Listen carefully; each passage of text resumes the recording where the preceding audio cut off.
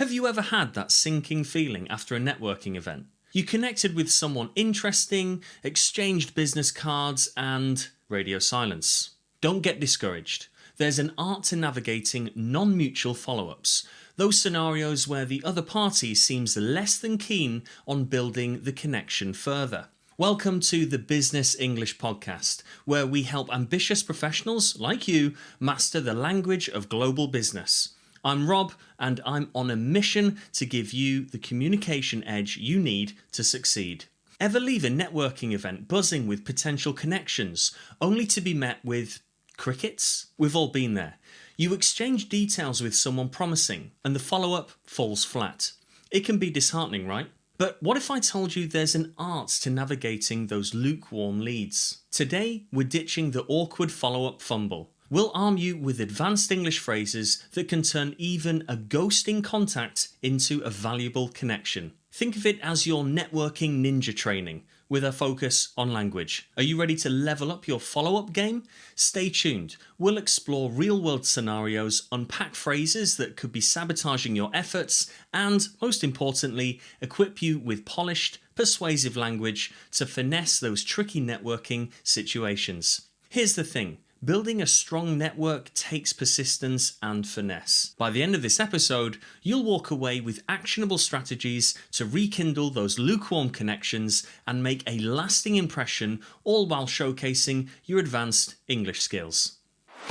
Ladies and gentlemen, welcome to the Business English Podcast, helping professionals communicate more effectively, more confidently, and with impact. With your host, Rob, from Energetic English. Let's get down to business. Let's get real for a moment. We know business networking is essential, but following up feels like navigating a minefield, especially if you're not sensing that instant spark from the other person. There's the awkward power dynamic, the uncertainty of how to proceed, and for non-native speakers, the added anxiety of expressing yourself precisely the way you intend. So why is follow-up such a source of dread? Let's break it down. Firstly, uncertainty. Can we read the room? Networking encounters are nuanced. Did they really lose your business card, or are they politely brushing you off? Decoding those subtle social cues can be tough, especially when you're trying to be assertive without seeming pushy. Secondly, fear of rejection. An ego check. Let's face it, no one likes to be ignored. When you invest time in a conversation and don't get a response, it stings a little. It's hard not to wonder, was I interesting enough? Did I say something wrong? And lastly, the language barrier, finding the perfect words. For non-native speakers, the right follow-up phrase can feel elusive. You want to sound professional, confident, and persuasive, but the worry sets in. Will they understand your message? Will your email come across as too direct or not direct enough? Let me ask you this. Have you ever found yourself putting off sending that follow-up email for days, even weeks? Or worse, staring at a blank screen, paralysed by indecision about what to write? You're not alone. Even seasoned business professionals grapple with this. But let's shift our mindset. Instead of seeing those less than enthusiastic connections as failures, let's view them as challenges, opportunities to hone your business communication skills and become a master of networking finesse. Are you ready to take on the challenge? Stay with me, because in the next section, we're going to equip you with powerful follow-up strategies and phrases specifically designed to revive those fading connections. Get ready to make a lasting impression.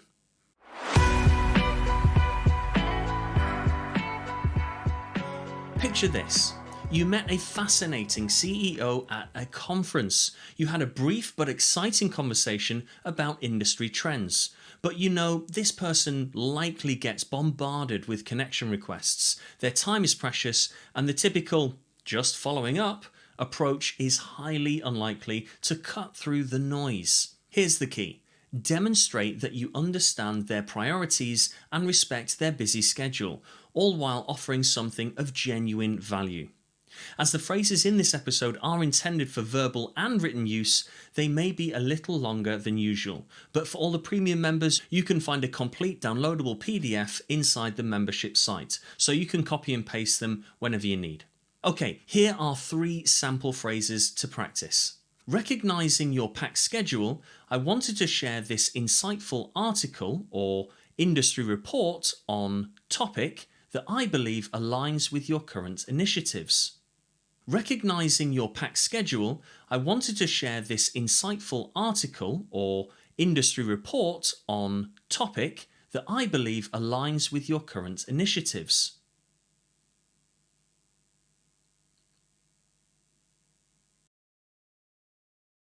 Second phrase here. Given your time constraints, would you be interested in a concise 15-minute virtual coffee to explore potential synergies related to the topic you discussed? Given your time constraints, would you be interested in a concise 15-minute virtual coffee to explore potential synergies related to the topic you discussed?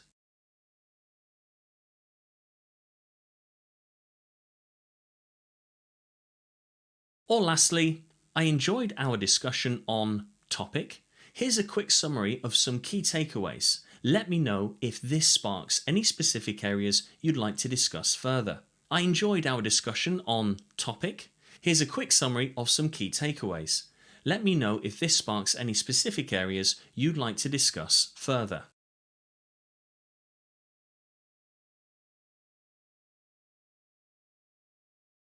Now, why do these work? Well, firstly, empathy. You acknowledge their demanding role, signalling that you're considerate. Secondly, is value proposition. You're not just asking for time, you're offering information or insights that could genuinely benefit them. And lastly, you're being specific. Referencing your previous conversation and outlining clear options demonstrates that you are mindful of their attention. And a bonus tip here, if possible, tailor your offering to something genuinely linked to their interests or challenges. A dash of research can amplify the effectiveness of your approach. Now for a contextual example. I shall put a copy of this in the show notes so you can see how it reads. Now, let's say you encountered a marketing director at a trade show. You have a riveting exchange about social media trends, but your brief follow-up email went unanswered. Here's one approach. Subject: quick insights on trend discussed. Dear director's name, I understand your schedule must be incredibly demanding. To build on our discussion about specific social media trend, I wanted to quickly share this report highlighting its potential impact on our industry. Would you be open to a brief chat to discuss how this might affect your current marketing strategy? Best regards, your name.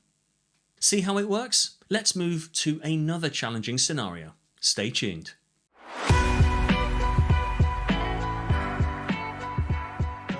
Now, sometimes the best networking connections emerge from those unexpected conversations at the coffee station or a post-presentation mingle.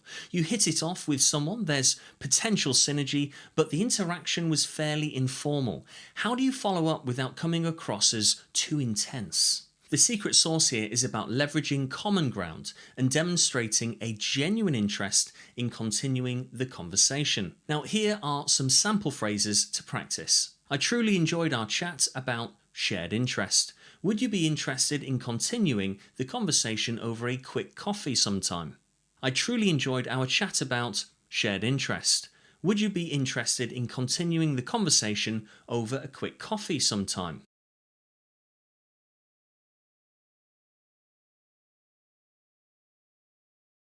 Okay, next phrase. It was great discussing relevant topic. If you're open to it, I'd love to find some time to brainstorm ideas with you further. It was great discussing relevant topic. If you're open to it, I'd love to find time to brainstorm ideas with you further.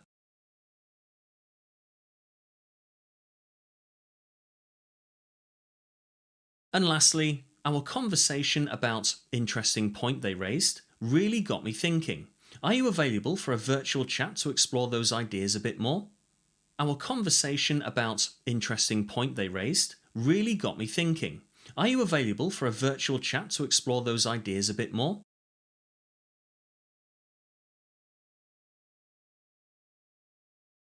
And so, why do these ones work?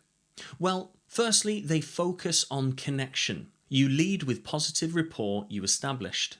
The second one is invitation, not demand. Your phrases create an opportunity, not an obligation. And lastly, you're demonstrating interest. Showing enthusiasm for their perspectives makes them feel valued. Now, an important note here: the effectiveness of this approach lies in sincerity. You genuinely need to have found something about the conversation stimulating to make this work. Now let's look at how this sounds in practice. As before, I'll put this contextual example in the show notes. Contextual example 2. Let's say you connected with an innovative entrepreneur at a networking breakfast. You had a lively discussion about eco-friendly packaging solutions. Here's an approach. Subject: building on our eco-packaging discussion. Dear entrepreneur's name, it was great chatting with you this morning. I loved your insights on biodegradable materials. Would you be open to grabbing coffee sometime to continue brainstorming? I'm curious to hear more about your sourcing process. Warm regards, your name. Notice how this builds on the shared enthusiasm, offers a casual setting, and poses a direct question to ignite further discussion. Now, I know what some of you may be thinking. What if it feels awkward shifting from a friendly chat to a more focused exchange? That's a valid concern. Tune in on our next scenario where we will address a slightly trickier follow-up.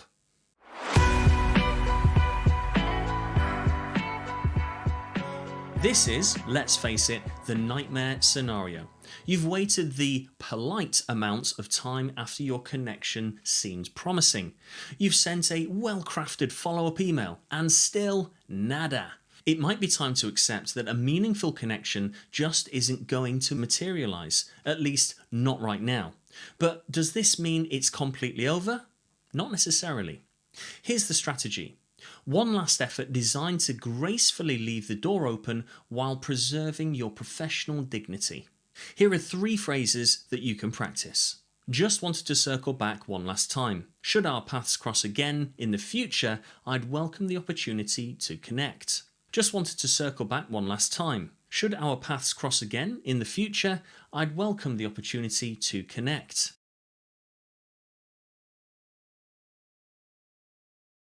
Another alternative here.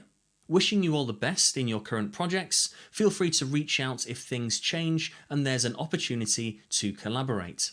Wishing you all the best in your current projects. Feel free to reach out if things change and there's an opportunity to collaborate.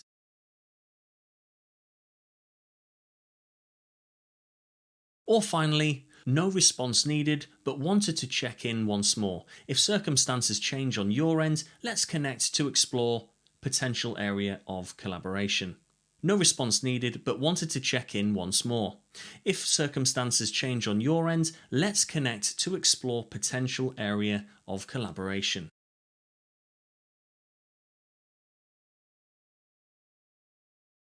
So why do these work? Well, they're concise and direct. You communicate that you respect their time and aren't going to keep bombarding them with your messages. There's no hard feelings. The tone is friendly and avoids any hint of resentment. And lastly, you leave the door open for the future. You subtly maintain the initiative, signalling you're open to collaboration down the line without sounding desperate. Now, an important mindset shift here. This final ditch follow-up isn't about holding on to fake hope. Instead, view it as a way to demonstrate professionalism and perhaps even spark their curiosity. If the person feels they misjudged you or notices your career progression, there's a slim chance they might circle back at a later time. Right, let's look at our final contextual example of the episode. As before, I shall put a copy of it in the show notes. Contextual example 3. So you reached out to an established consultant specializing in a niche relevant to your work. Here's an approach. Subject: wishing you well. Dear consultant's name. Just checking in one final time. If circumstances change and you become available for collaboration, please don't hesitate to reach out. In the meantime, I wish you continued success with your projects. Regards, your name. Short, sweet, and leaves a good last impression. But here's a thought. What if when they do ghost you, it's not always intentional? Could there be reasons for the radio silence outside of someone being uninterested or rude? We'll dissect that a bit more in our upcoming Phrases to Avoid section. Until then, consider this. Sometimes gracefully moving on is the most powerful professional move you can make.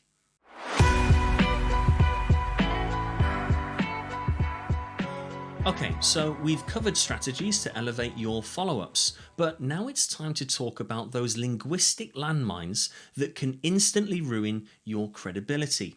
It's amazing how a few misplaced words can completely dismantle an otherwise good first impression. Let's get into them. Just following up, or just checking in. This one is overused, unimaginative, and likely to elicit either an eye roll or a swift delete. This screams, I don't know what else to say, and that's not an image you want to project. The second one here, did you get my previous email? While direct, this risks sounding slightly accusatory and implies they somehow messed up. People get busy, inboxes get inundated, give them the benefit of the doubt. And lastly, any updates on your end? Too vague.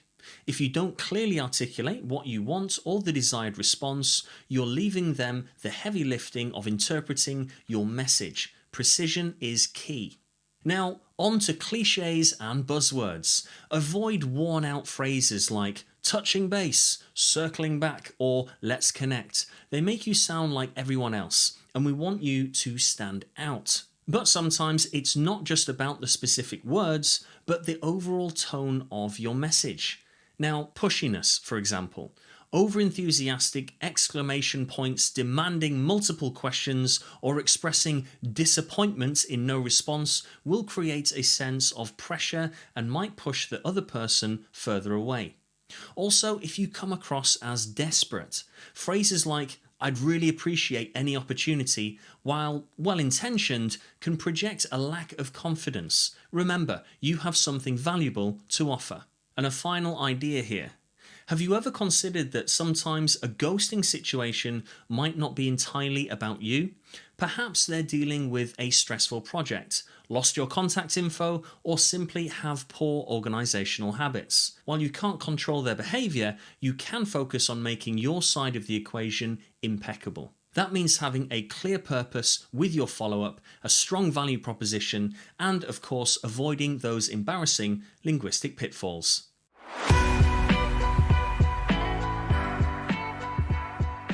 Today we went beyond basic courtesy and into the realm of networking ninja techniques. Remember, persistence is admirable when paired with the right communication strategies. Building strong, lasting business relationships can take time, and sometimes those less enthusiastic initial encounters blossom into something much more fruitful down the line. Let's recap on today's key takeaways. Firstly, be empathetic. Demonstrate that you understand others are busy by keeping your message concise and offering genuine value. Prioritize connection. If the context was informal, capitalize on shared interests to rekindle professional interaction. Thirdly, exit gracefully. When facing radio silence, a professional farewell follow-up keeps the door ajar for the future while protecting your reputation. And finally, ditch the cliches. Stand out from the crowd and sound more polished by avoiding overused and unoriginal language. Let's be honest, crafting compelling follow-up messages is an ongoing skill to develop, especially as a non-native speaker. If you are feeling insecure about the perfect phrasing, that's normal. The secret is in continual improvement and a willingness to step outside your linguistic comfort zone. So what better reason to become a regular listener of the Business English podcast? We'll keep exploring those advanced language nuances and situations together, boosting your ability to navigate the ever-evolving world of global business communications. If you want even more practical examples and exercises, visit our website, thebusinessenglishpodcast.com, for exclusive resources designed to complement this episode and many more. You can also connect with us on social media for more tips and discussions on advanced business vocabulary. And most importantly, practice those phrases. Don't let opportunities slip away simply because you were lost for words. So go forth, master those follow-up conversations, and forge connections that fuel your professional success. Until next time, stay disciplined, take action, and of course, keep it strictly business. You have been listening to the Business English Podcast. Remember to subscribe, leave a review, and we'll see you next time.